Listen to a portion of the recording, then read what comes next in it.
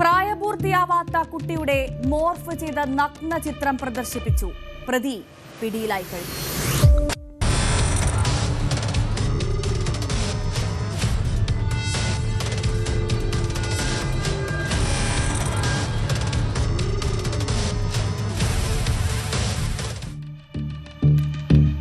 പെൺകുട്ടിയുടെ നഗ്ന ചിത്രം സ്നാപ്ചാറ്റ് വഴി പ്രചരിപ്പിച്ച പ്രതിയെ കാസർഗോഡ് സൈബർ ക്രൈം പോലീസ് കർണാടകയിൽ നിന്ന് പിടിച്ചു.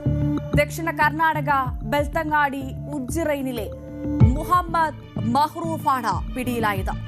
21 വയസ്സാണ് ഈ പ്രതിക്ക് പ്രായം.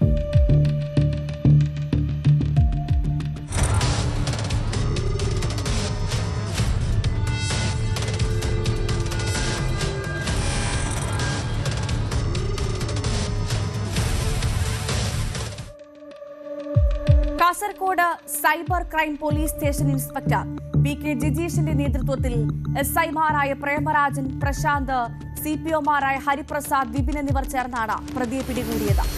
കോടതിയിൽ ഹാജരാക്കിയ പ്രതിയെ റിമാൻഡ് ചെയ്തു.